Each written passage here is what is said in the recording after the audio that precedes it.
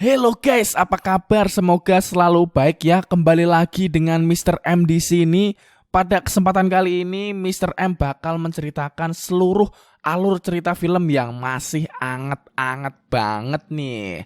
Saking angetnya, wajib Mr. M bahas. Kita akan membahas sebuah film yang bertemakan game kematian dari Korea yang berjudul Squid Game. Dan jika berhasil memenangkan game tersebut, pemenang akan mendapatkan puluhan miliar. Gile gak tuh?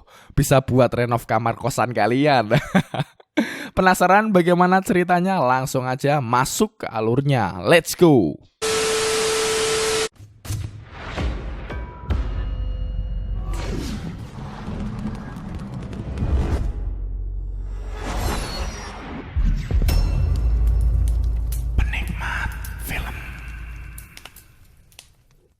Awal film diperlihatkan seorang laki-laki parubaya yang mendapatkan uang dari ibunya. Ia bernama Seong Gi-hun, yang akan saya panggil Gi-hun di sepanjang film.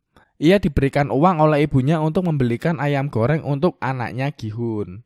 Sesudah ibunya keluar dari rumah, ia mengendap-endap mencari kartu rekening milik ibunya. Yang dimana uang itu akan dibuatnya untuk berjudi pacuan kuda di daerahnya. Oh ya, perlu diketahui bahwa Gi-hun ini adalah seorang supir yang telah bercerai dengan sang istri dan tidak mendapatkan hak asuh dari anaknya.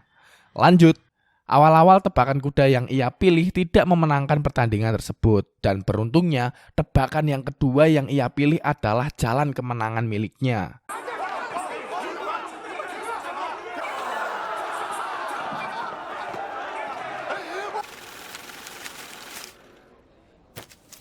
Membuat ia mendapatkan uang sebesar 4.500.000 won serta memberikan tips 10.000 won kepada kasir. Namun kesenangan yang ia dapat hanyalah sementara. Saat hendak pergi untuk mencari hadiah serta makan malam bersama anaknya, ia malahan ditagih oleh rentenir dan akhirnya ia pun bergegas lari. Di perjalanan ia bertabrakan dengan seorang wanita dan berakhirlah ia di toilet. Dan saat itu dia ditagih utangnya. Dan saat dia ditagih utangnya, ia merogoh jaketnya yang ternyata uang itu telah dicopet oleh sang wanita tadi. Merasa putus asa, ia pun menangis yang membuat sang rentenir ini menjadi sedikit iba. Lalu menawarkan saran lain untuknya. Jika seminggu ke depan ia tidak membayar utangnya, ia akan diambil beberapa organ dalamnya. 왜 싫어? 아니요. 예, 알겠습니다. 알겠습니다. 예. 그래 거기 구 잘했어. 한 달이야. Akhirnya Gi-hun pun terpaksa menyetujuinya. Ia pun kembali dengan uang yang ia kasih ke kasir tadi, lalu ia mencari hadiah melalui permainan capit. Dan beruntungnya ia mendapatkannya dengan bantuan anak kecil di sekitar sana. Lalu akhirnya Gi-hun pun bertemu dengan sang anak. Dan terpaksa memakan topoki karena uang yang hanya seberapa. Sesi buka hadiah pun dilakukan, yang ternyata isi dari hadiah kotak pencapit itu adalah pistol korek, yang akhirnya membuat suasana mereka menjadi canggung.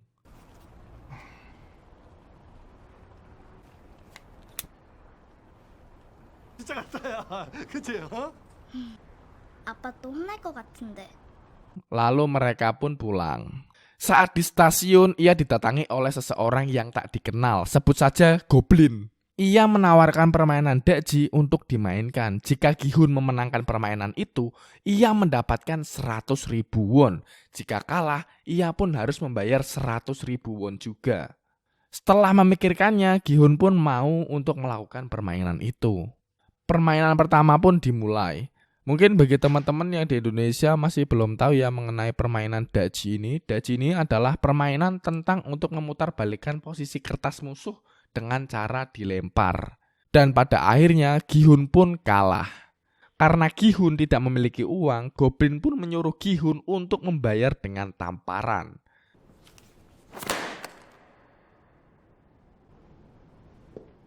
돈이 없으세요? 뭐무래?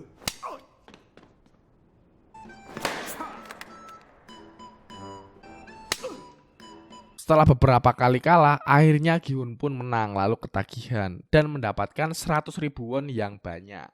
Goblin pun memberikan kartu telepon, menawarkan jika ia ingin mendapatkan uang yang lebih banyak, Gi-hun dapat menelpon nomor tersebut dan mengikuti permainan lagi. Merasa bersyukur, Gi-hun pun tak memikirkannya, lalu pulang dengan bahagia. Setelah pulang, Gi-hun mampir ke toko ibu temannya, Sang-woo, untuk membeli ikan. Sang-woo sendiri adalah sahabatnya semasa kecil. Lalu ia pun sampai ke rumah dan memberikan uangnya kepada sang ibu. Lalu sang ibu pun berkata jika anaknya Gi-hun beserta mantan istrinya akan pergi ke Amerika karena suatu kerjaan dari suami mantan istrinya. Mendengar hal tersebut, Gi-hun pun menjadi overthinking dan memutuskan untuk mengikuti pertandingan yang ditawarkan oleh Goblin. Untuk mendapatkan uang yang banyak lalu meminta hak asuh sang anak. Setelah dijemput oleh seseorang, ia pun masuk ke mobil dan dibuat pingsan agar tak mengetahui lajur jalannya ke pertandingan. 다들 와요.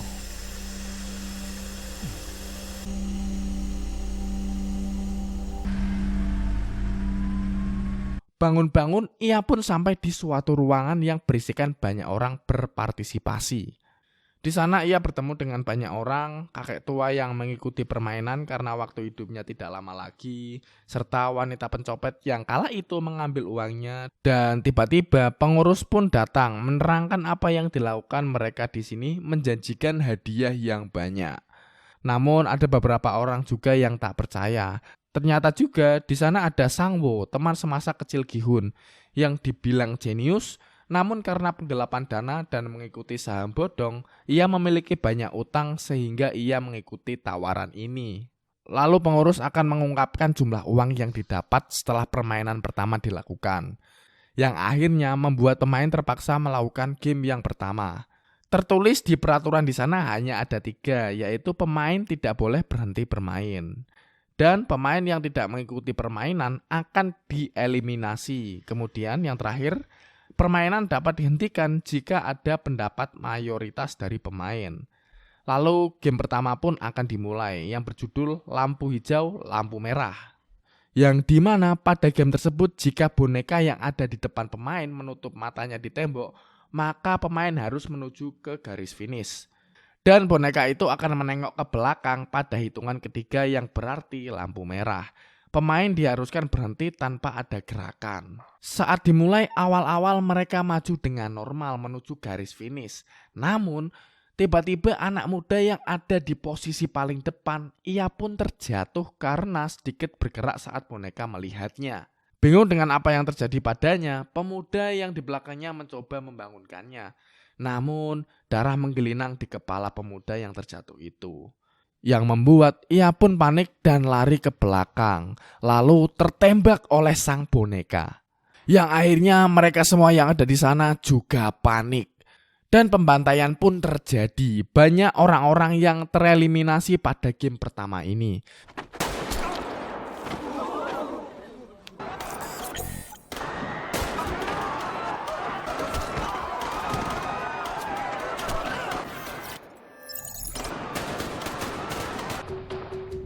Lalu Gi-hun pun yang sedang panik pun disuruh oleh Sang-woo untuk berdiri di belakang seseorang, yang akhirnya ia pun berlari bersama Sang-woo. Dan saat Gi-hun hendak akan mencapai finish, ia pun tersandung yang beruntungnya ia diselamatkan oleh orang Pakistan yang bernama Ali. Dan akhirnya mereka pun mencapai garis finish tepat waktu, dan yang di belakang dihabisi seketika.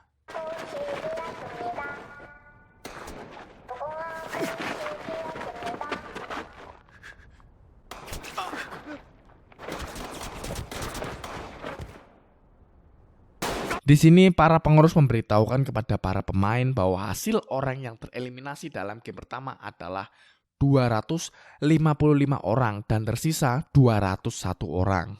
Dengan mengetahui game apa yang mereka mainkan, banyak orang yang mengeluh untuk berhenti bermain karena ketakutan akan mati pada game selanjutnya. Dan akhirnya Sang-woo pun maju menyatakan pasal 3 bahwa jika mayoritas pemain berhenti bermain, maka game akan diakhiri. Lalu musyawarah pun akan dilakukan. Namun sebelum itu, para pengurus memberitahukan hadiah yang akan mereka lepaskan jika mereka berhenti.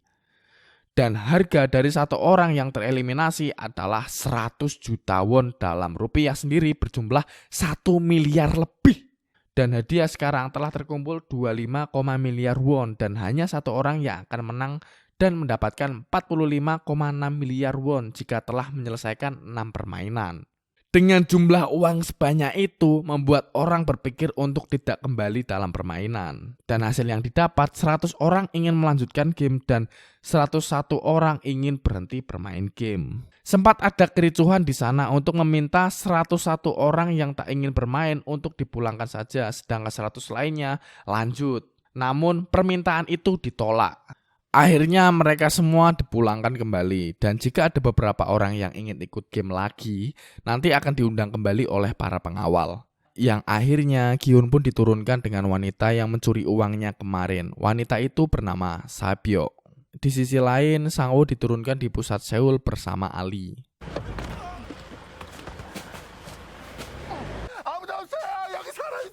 조용히 좀 해.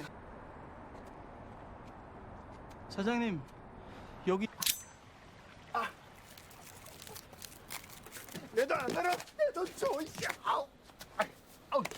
Keesokan harinya, Gi-hun menemui polisi untuk menjelaskan kronologi yang terjadi padanya.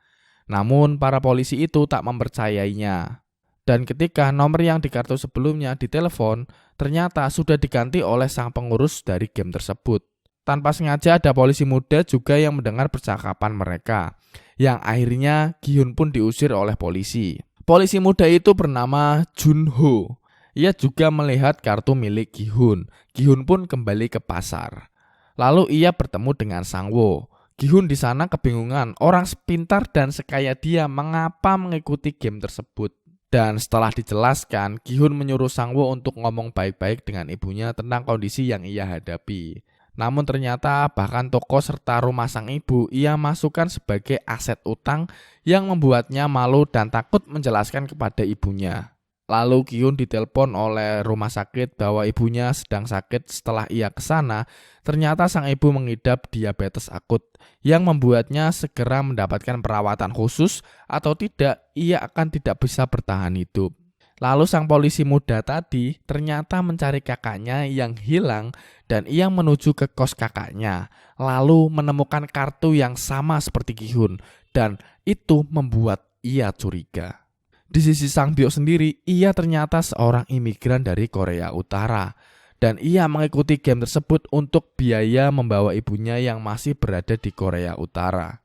Ali pun sama, ia membutuhkan uang untuk dibawanya kembali ke Pakistan. Karena di Korea, ia yang hendak menginginkan gaji selama 6 bulannya diberikan, tanpa sengaja ia menyakiti tangan bosnya, yang membuat ia dicari polisi. Dan dengan kebutuhan mereka yang jelas membutuhkan uang, akhirnya mereka mengikuti game itu. Setelah mendapatkan undangan surat kembali. Di sisi Gi-hun, ia ditemui oleh Junho untuk menanyai di mana kakaknya berada. Namun Gi-hun tak memperdulikannya.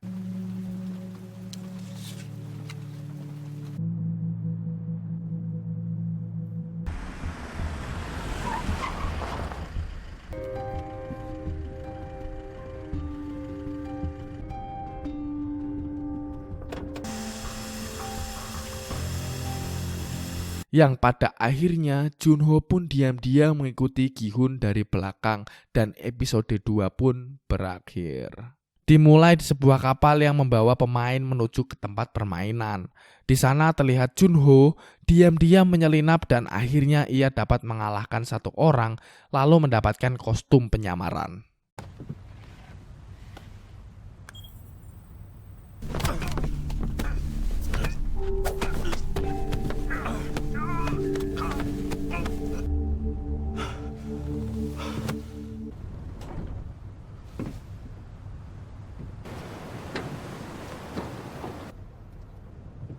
배멀미 때문에. Sempat ketahuan namun Junho dapat mengatasinya. Lalu Junho menuju ke TKP dengan mobil yang ia bawa. Di sisi lain saat pemain sudah di ruang ganti, ternyata Sang Byo tidak terbius dan ia menyelundupkan sebilah pisau untuk menjaga diri. Gi-hun pun bertemu juga dengan kakek-kakek kemarin yang terkena tumor di otaknya. dan ia memainkan game tersebut untuk terakhir kali di hidupnya. Lalu bertemu kembali dengan Sang-woo dan Ali. Mereka membuat tim untuk bertahan hidup. Di sisi lain ada preman yang bernama Doksu mengajak Sompyo, yang ternyata ia adalah mantan rekan Sompyo. Di sini ia menawarkan Sompyo untuk bergabung bersama timnya. Namun karena Sompyo tahu bahwa Doksu ini adalah orang yang licik, ia pun menolaknya. Diketahui dari 201 orang kemarin bahwa yang kembali adalah 187 orang. Kembali ke sisi Junho, ia sedang menyamar. Ia pun masuk ke kamarnya, sempat dicurigai juga karena ia tidak bisa membuka pintu tersebut. Namun akhirnya Junho pun dapat masuk dan diketahui pula bahwa para pengawas di sana saling tidak mengetahui satu sama lain. Hanya memanggil satu sama lain dengan angka pengawasan yang sudah ada. Kembali ke ruang pemain, terlihat ada seorang wanita yang berteriak hendak ke kamar mandi. Wanita itu bernama Min Yoo.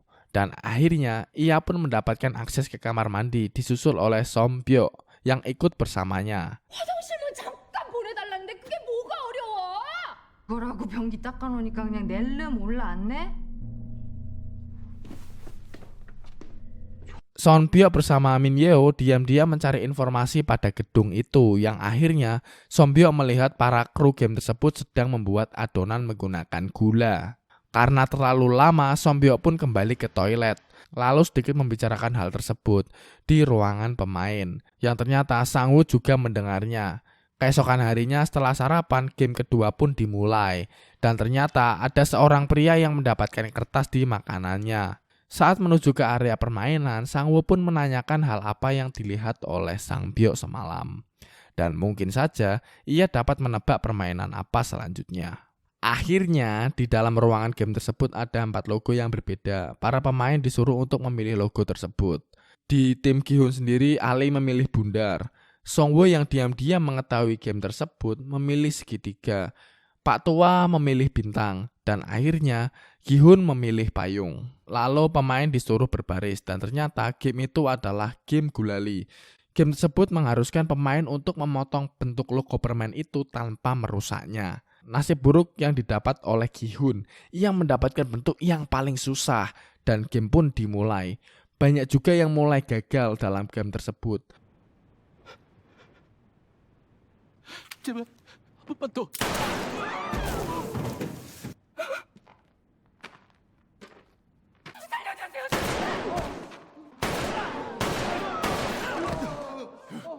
Song-woo, Sompyo, dan pria tadi yang mendapatkan kertas berhasil menyelesaikan gamenya karena mendapatkan bentuk segitiga yang mudah dipotong. Disusul dengan Ali yang akhirnya dapat menyelesaikannya.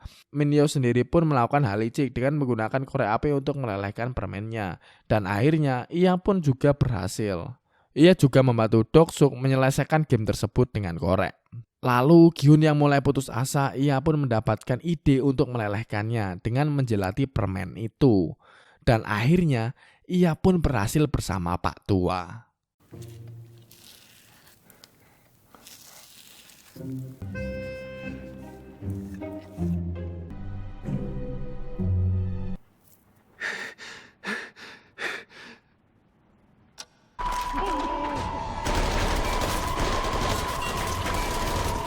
Episode 4. Pengumuman hasil tereliminasi pun dimulai. 75 tereliminasi. Lalu waktunya makan siang. Saat makan siang, Doksuk beserta timnya termasuk Min Yeo membuat onar dengan cara mengulang kembali ke barisan agar mendapatkan 2 makanan. Yang mengakibatkan ada beberapa orang tidak mendapatkan jatah makan siangnya. Ada 1 orang yang marah kepada Doksuk yang menimbulkan perkelahian. Namun naas, nasib orang itu kurang beruntung. Ia mati seketika setelah berkelahi dengan Doksuk. 왜 남의 걸 가로채는 건데? 아, 떠나 이 개새끼. 씨발 삐쩍. 그게 이렇게. Dan ternyata kematian seseorang karena dibunuh tidak membuat sang pembunuh tereliminasi, malah mengeliminasi seseorang yang mati tersebut. Dan itu membuat seisi ruangan hendak merencanakan pembunuhan. Udah mirip kayak Battle Royale nih. Di sisi lain, Junwo mengganti topeng yang ia miliki yang ternyata topeng itu milik nomor 29 dan logo kotak adalah peringkat yang lebih tinggi dari segitiga serta lingkaran. Diketahui orang yang mendapatkan kertas saat makan roti di awal adalah seorang dokter yang berkomplot dengan beberapa pengawas untuk mendapatkan clue game yang selanjutnya. Gyuk sendiri yang melihat Deok-suk mengarahkan mata ke Sambyo, menawarkan Sangbyo untuk ikut ke dalam timnya agar tidak terbunuh oleh Deok-suk. Dan dokter tadi bergabung dengan tim Deok-suk sebagai imbalan akan memberitahukannya game selanjutnya. Dan akhirnya lampu pun dipadamkan. Seketika semua orang di sana berlomba-lomba membunuh satu sama lain agar game menjadi cepat.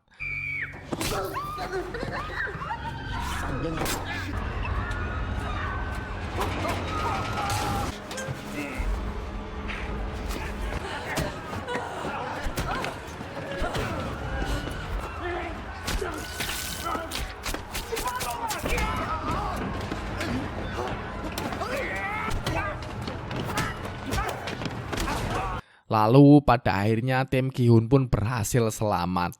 Dan ternyata pembunuhan pada malam hari itu sudah direncanakan oleh bos game dengan memancing memberikan makanan yang sedikit. Lalu tim Gi-hun kembali berkumpul dan saling menceritakan latar belakang masing-masing. Sekarang jumlah mereka tersisa 80 dan 27 orang telah tereliminasi. Keesokan harinya permainan ketiga pun dimulai. Pemain diharuskan membuat tim bersih 10 orang, yang akhirnya tim Gi-hun berisi 7 laki-laki serta 3 wanita. Satu di antaranya adalah Min Hyo yang telah dibuang oleh tim Deok-suk, dan tim Deok-suk berisi laki-laki semua. Dan game pun dimulai, yang ternyata permainannya adalah tarik tambang. Di sini Gi-hun menjadi ketar-ketir karena melihat tim Deok-suk yang berisi laki-laki berotot semua, dan memenangkan game dengan mudah.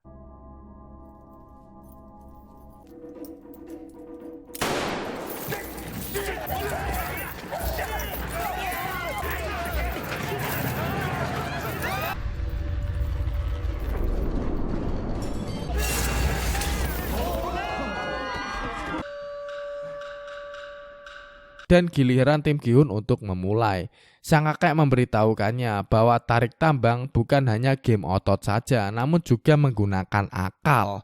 Yang dimana saat dimulai, tim Gi-hun menahan tali selama 10 detik dengan posisi kepala ke belakang. Setelah ritme mereka kacau, tim Gi-hun pun mulai menarik tali. Sempat akan ketarik kembali, namun Sang-woo menyuruh semuanya untuk melepaskan tali sementara yang mengakibatkan tim musuh terjatuh. Lalu mereka menarik kembali dan mereka pun menang. 제발만 앞으로 가는 거야. 앞으로 가라고. 해봅시다.